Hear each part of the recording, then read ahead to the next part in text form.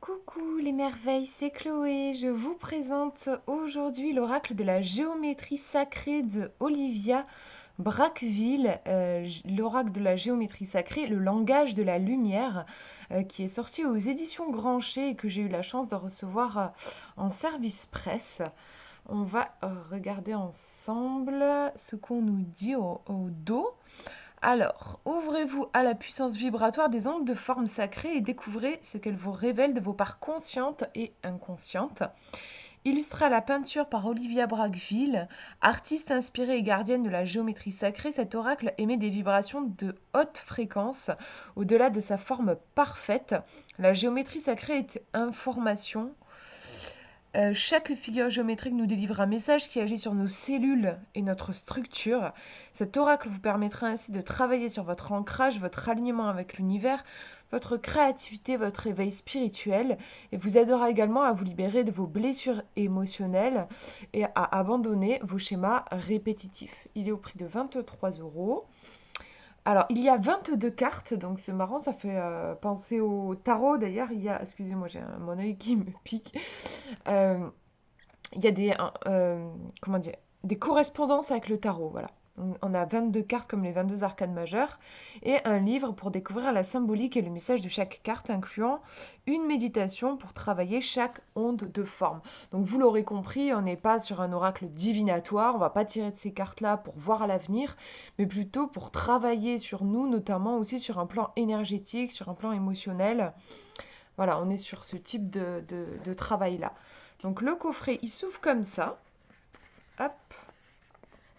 À l'intérieur, on va retrouver le livret, qui est quand même assez épais pour un jeu avec 22 cartes. Je connais des jeux qui font 40, moi, bien 40 cartes et qui ont un livret à peu près aussi épais que celui-ci. Et à l'intérieur, on va retrouver les cartes dans leur petit bac à papier. Voilà, j'ai enlevé pour vous montrer. Bon, on n'a pas de ruban ici, mais elles s'enlèvent facilement grâce aux petites encoches sur les côtés. Donc on va regarder les cartes dans un deuxième temps. On va déjà commencer par regarder le livret. Donc un livret en couleur. Alors, au début, on va avoir une introduction. Qu'est-ce que la géométrie sacrée? Onde de forme, géométrie sacrée et nombre d'or. Pourquoi cet oracle? Présentation de l'oracle. Et comment utiliser l'oracle? Alors, si mes souvenirs sont bons, comment utiliser l'oracle? C'est très simple.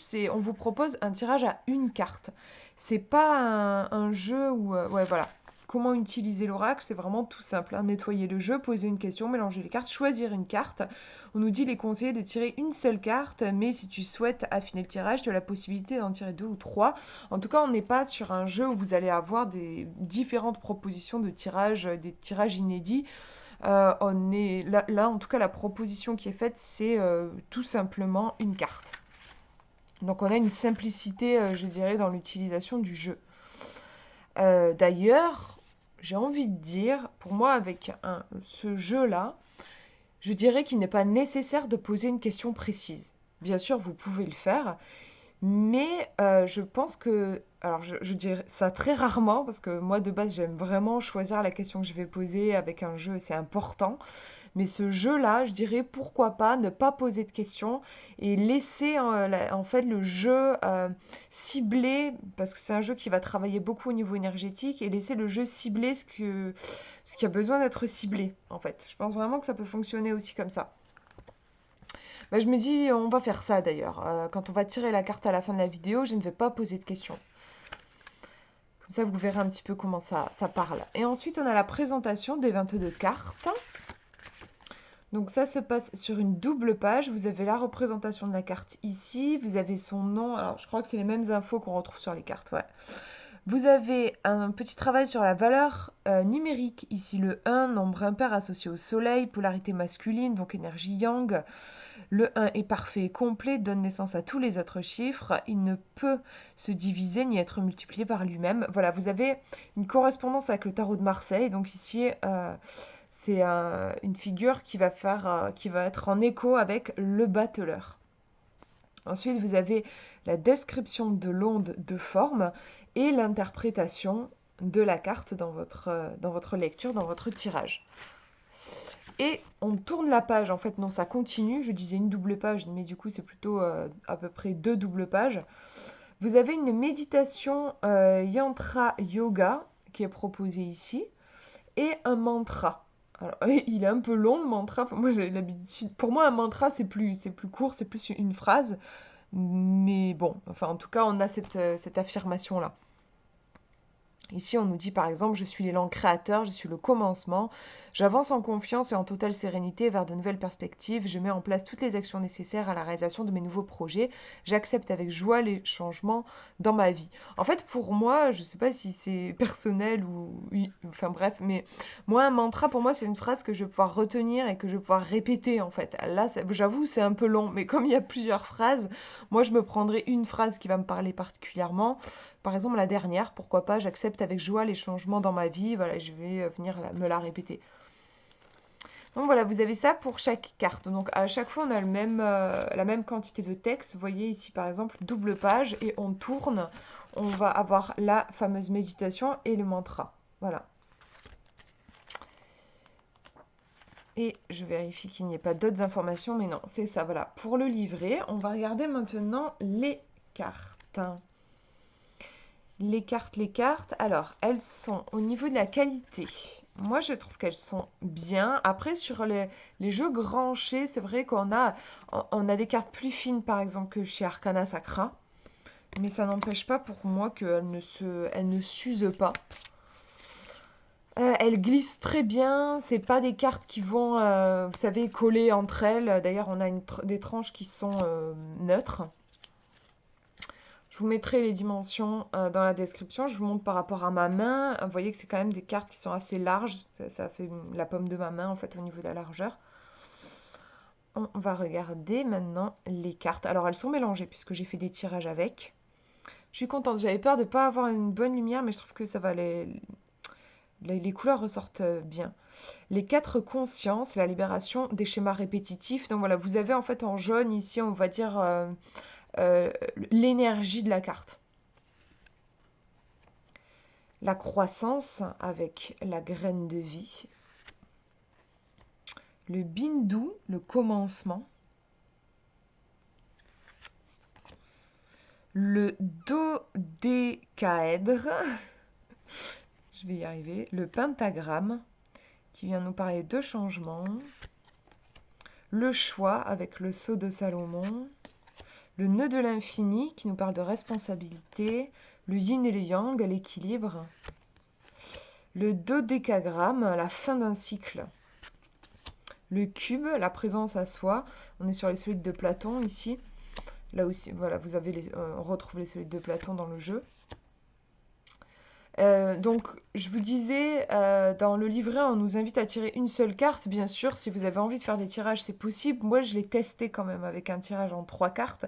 Et il fonctionne aussi très bien. Bien sûr, si vous avez envie de faire des tirages, si vous avez envie de tirer plus d'une carte, vous pouvez complètement. De toute façon, les jeux, il y a toujours l'intention de l'auteur, du créateur, mais après, on peut se l'approprier comme on en a envie. Hein. Ah, j'aime bien avec les plumes de pan, je trouve que c'est très joli.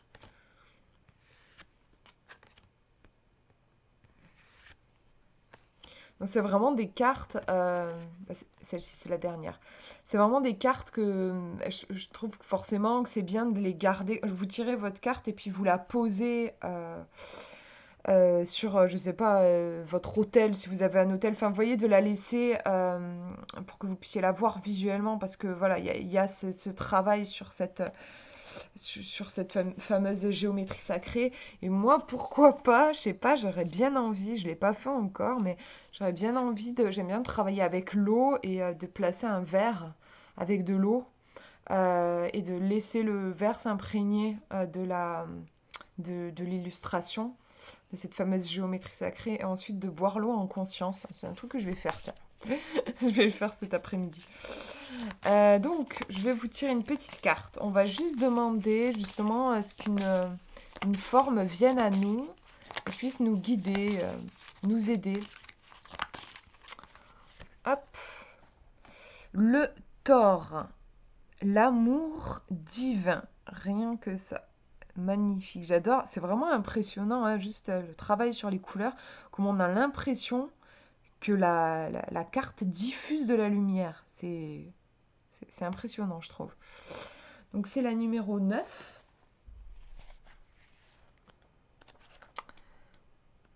Hop, hop, hop, la 9.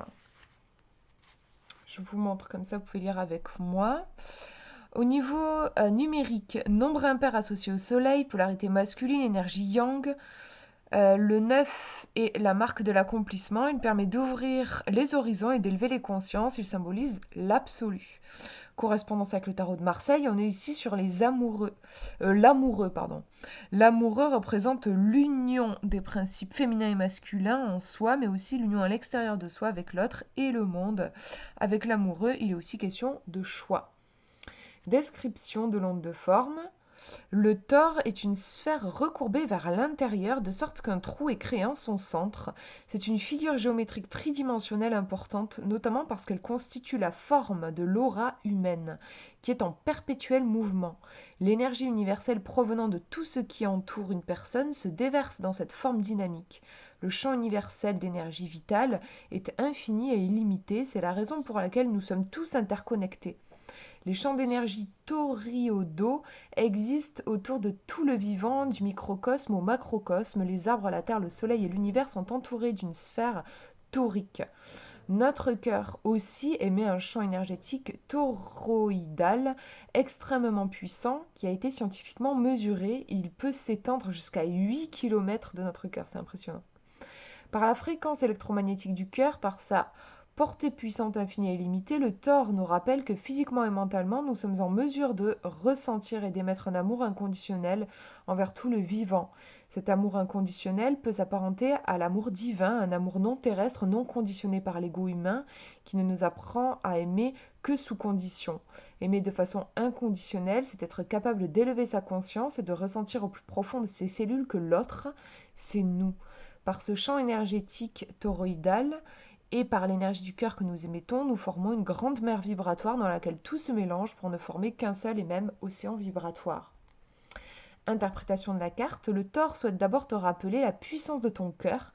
Cette carte t'invite à fendre l'armure qui empêche ton cœur physique de s'ouvrir, de se dilater, de s'expanser pour reconnaître la présence de l'amour en toute chose. Le tore t'encourage à prendre de la hauteur, à grandir en conscience pour permettre à ton cœur spirituel d'aimer au-delà de tes peurs, de tes expériences passées, de tes conditionnements et de tes croyances qui te limitent dans ta capacité à ressentir cet amour divin plus grand que tout.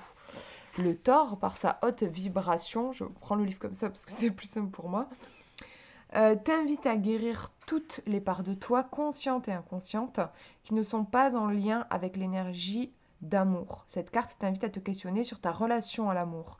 Es-tu prêt, prête à ne plus craindre l'amour? Es-tu prêt, prête à voir l'amour en toi, en l'autre? Es-tu prêt à croire en l'amour? Es-tu prêt à plonger et à t'abandonner dans l'amour?